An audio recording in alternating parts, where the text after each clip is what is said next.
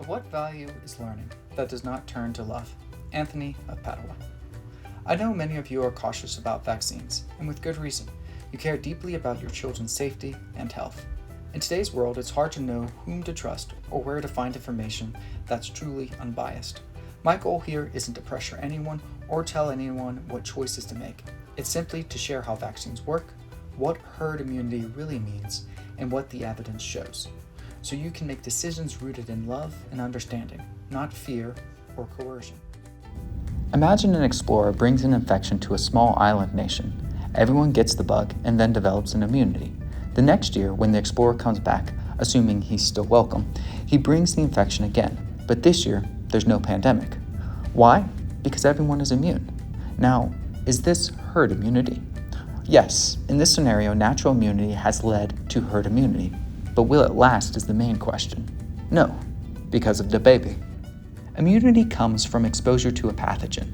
Babies are born tabula rasa, a clean slate, without any natural immunity. This is why illnesses occur in waves. Everyone gets sick all at once, then the herd has immunity, until enough unimmune babies are introduced and the herd immunity is no more.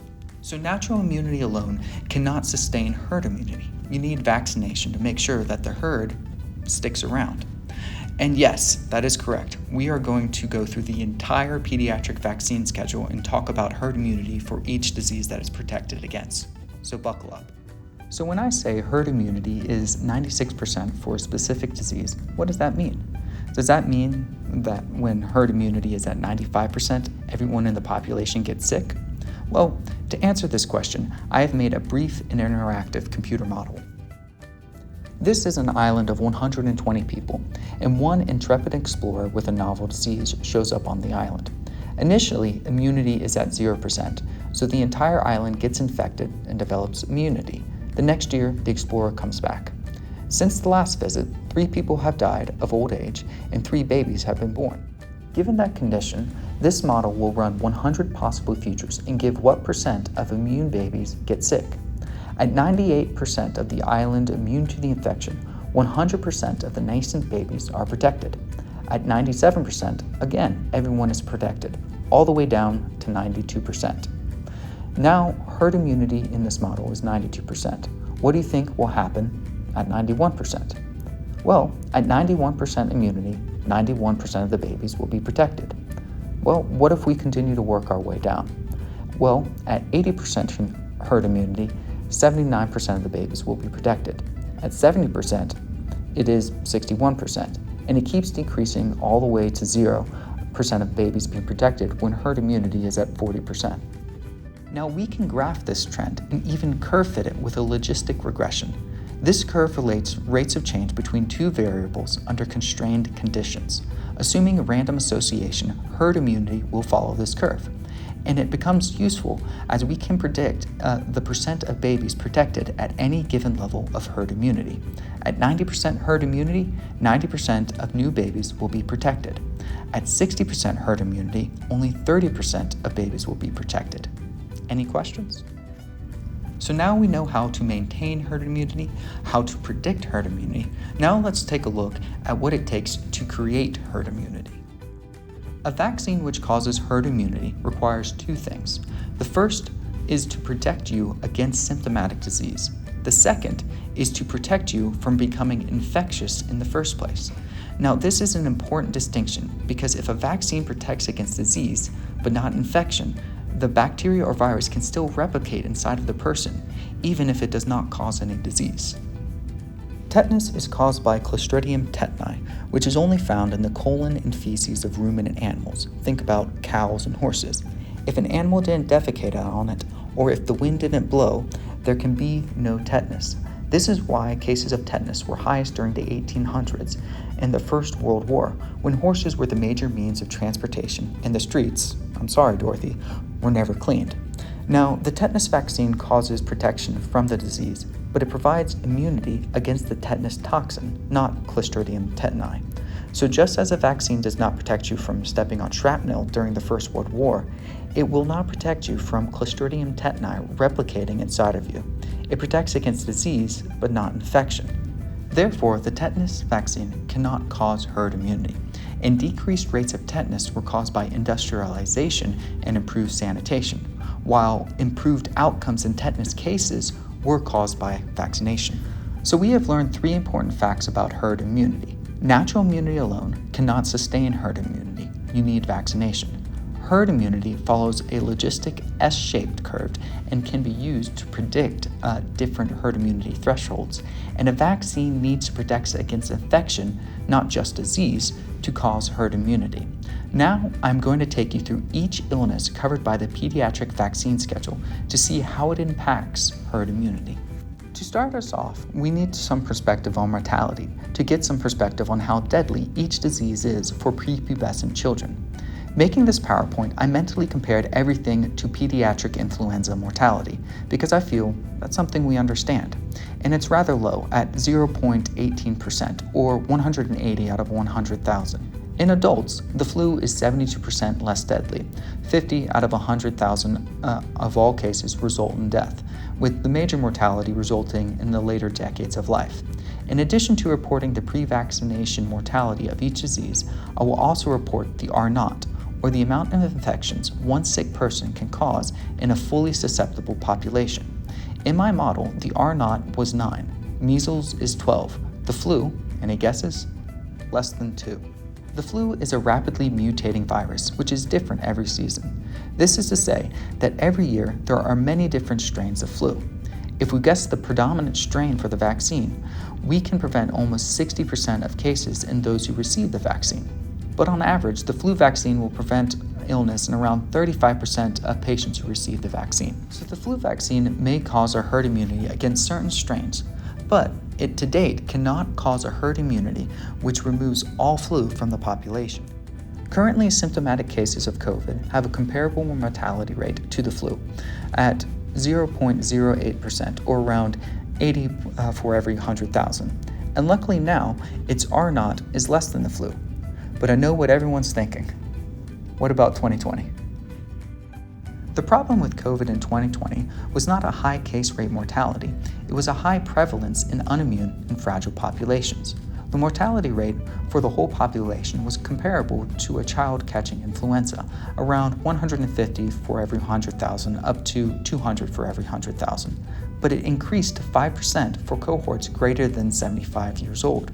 The problem was the R0 value. It spread quickly, just like the first infection in my model. The initial Wuhan strain's R0 value was 3. Then came Delta, and its R0 was 5 to 8. And finally, there was Omicron, which was all the way from 8 to 10. So did the COVID vaccine have the potential to create herd immunity? Well, what do we know for certain? We know that the COVID vaccine protects against severe disease in at-risk individuals. Initially, the studies were very promising, with only 4 out of 10,000 people contracting COVID. However, they unblinded the study at 2 months, so we only had enough evidence to say the vaccine protects you for 2 months without extrapolating the data. We also know from vaccine precedent that vaccination during a pandemic increases the rate of mutation in populations with no immunity. This is why we vaccinate before flu season or a measles outbreak, to prevent mutation.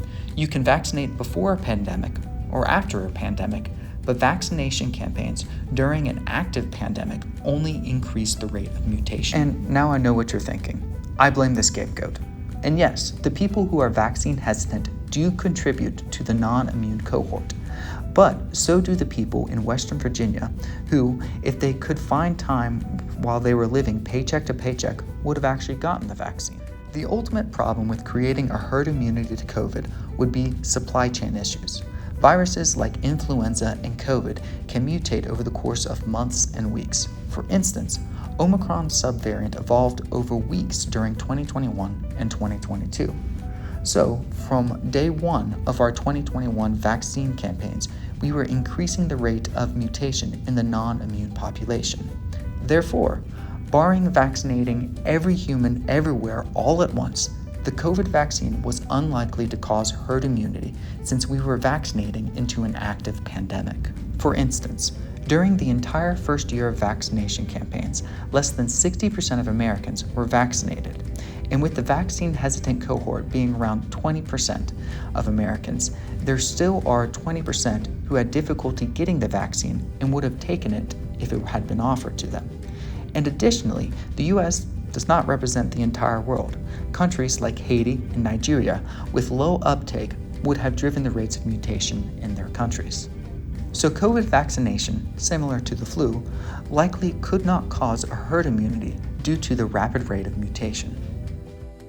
Next, pertussis, or whooping cough. Well, first a question. Does anyone else conflate whooping cough and croup? Croup is caused by parainfluenza and is treated in the emergency department with a one-time dose of steroids. Pertussis is a cold-like illness, which is followed by a severe cough.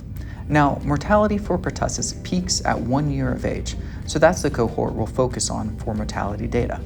5% to 10% of infants less than 1 year old will develop symptomatic pertussis. And of that 10%, 4% in the year 1947, when the vaccine was first ruled out, would die.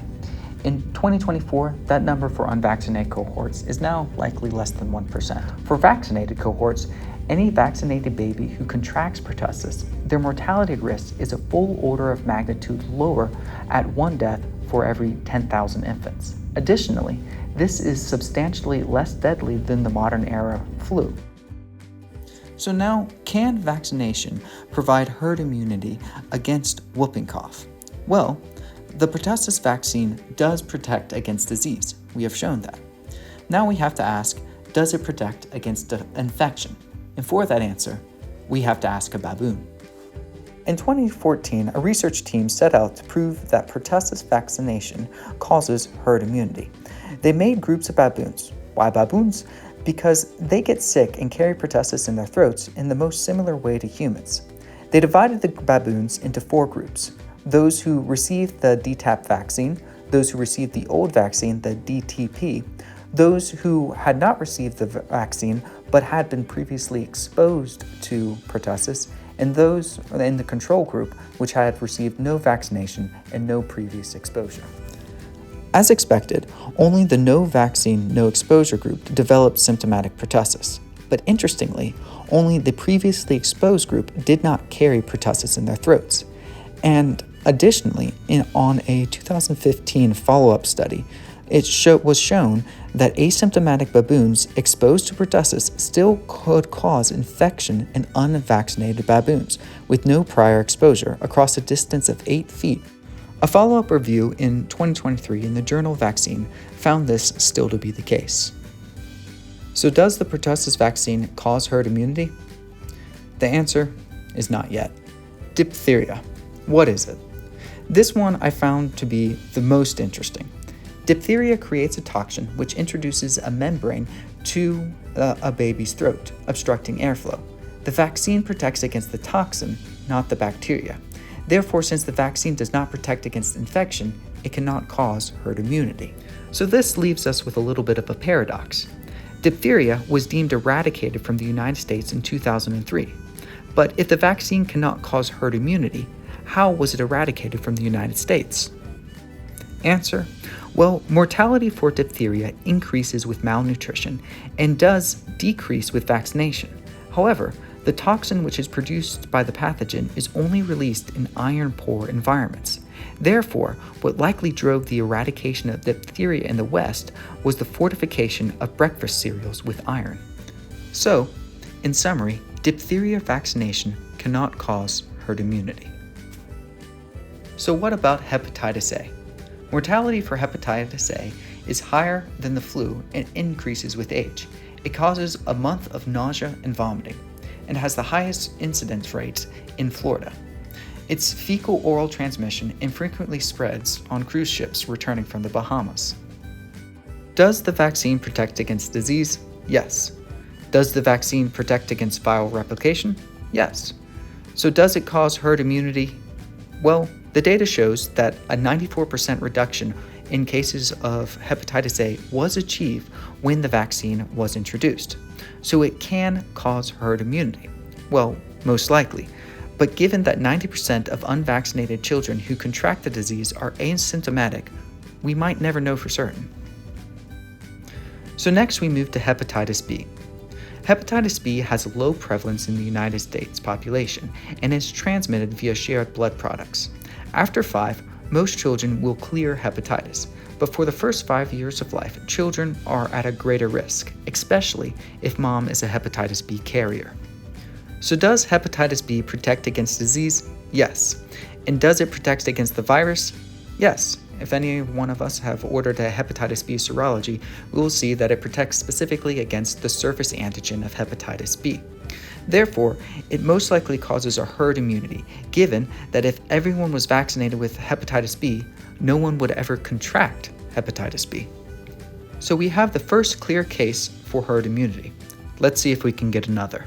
IPV strains are commensal nasal flora, which in low sanitation settings can develop into a flu-like illness. The majority of complications of IPD come when it spontaneously converts into a pneumonia or meningitis. So what are the risks?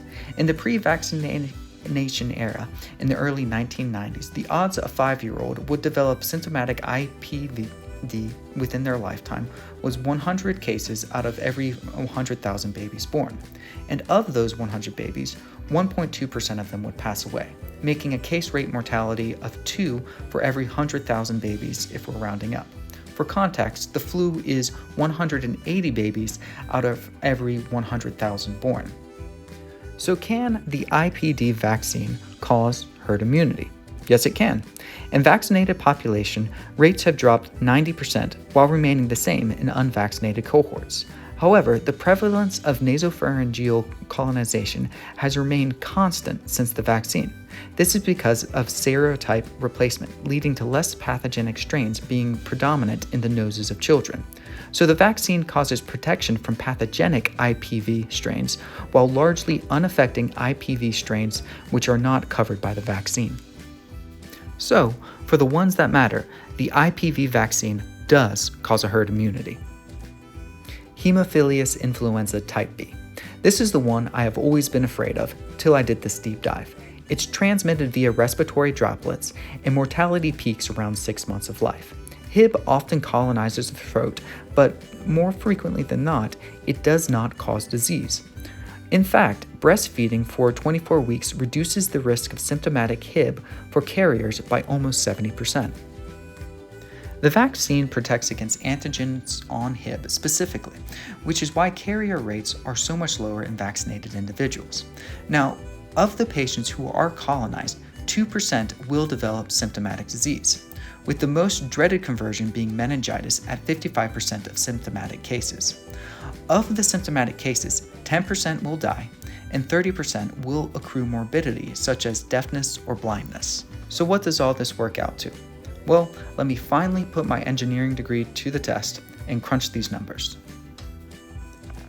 Unvaccinated and bottle-fed infants. Of 100,000 kids, 350,000 will be colonized. Of them, 482 will develop disease, and of them, 32 will die, and 97 will be permanently handicapped. In the unvaccinated and breastfed for 26 weeks, of them, still 35,000 will be colonized, and only 134 will develop symptomatic disease. Sadly, 9 of them will die out of 100,000, and 27 of them will develop permanent handicap disease. Now, the case is different. In the vaccinated and bottle-fed infants, cases are much better. Only 10,000 of the 100,000 babies are colonized, with 14 developing symptomatic disease, with 1 death if we're rounding up, and 3 handicaps. In the vaccinated and breastfed cohorts, we still have 10,000 children who are colonized, but only 4 will develop symptomatic disease, and if we're rounding up, 1 will die and 1 will be handicapped. So clearly, the Hib vaccine will cause a herd immunity. Varicella, or chickenpox, is highly contagious, but extremely low in mortality, with a case rate mortality of 1 in every 100,000 children who are infected. There are multiple strains of varicella, and of the 2-dose series of varicella, it can protect against most symptomatic cases. The good news for the vaccine is it may reduce shingles rates starting in the 2040s, as the strain the vaccine is created from rarely reactivates as shingles. So when the body meets a strain with a higher reactive potential, the body can kick the virus before it takes up residence in the nervous system. So the chickenpox vaccine does cause herd immunity, but primarily to the chosen okra strain. Next, we meet rubella, one of the first diseases to get a vaccine. Now, rubella is really not a risk to kids, and mortality peaks in the elderly. However, the real source of risk comes from mothers who are pregnant contracting rubella, which leads to hearing and heart issues in the fetus. Now, before the 1960s, rubella would go through cycles, peaking every few years as more unimmune babies were added to the population. After crunching the numbers, a mother pregnant in the year 1960 had an annual risk of contracting rubella at about 264 for every 100,000 pregnant mothers. So, the vaccine, as shown here, does cause a herd immunity. And yes, rubella was deemed eliminated from the United States in 2004. And of every pathogen on this list, this would be the one I am most concerned about coming back. Mumps. The pediatric mortality for mumps is well below the threshold of the flu, with the majority of morbidity coming from infertility in males due to orchitis, or swelling and tenderness of the testicles. And finally, we round out our trip through the pediatric vaccine schedule with the notorious measles. Measles used to be a rite of passage in America, with 95% of kids contracting measles by the age of 15. Accounting for underreporting, as measles cases were never recorded prior to the vaccine. Mortality back in the year 1962, a time when less than 50% of Mississippi households had indoor plumbing, was around 15 for every 100,000. Most lethal cases occurred in settings like this, with poor sanitation. Suffice to say that the rate today would be similar to chickenpox, or even lower. So measles is the poster child for herd immunity, taking a ubiquitous and endemic pathogen down to zero. So that is the conclusion of our lesson. Please let me know if you would like to expand the lecture to cover polio and smallpox. Hope you have a wonderful day. Bye now.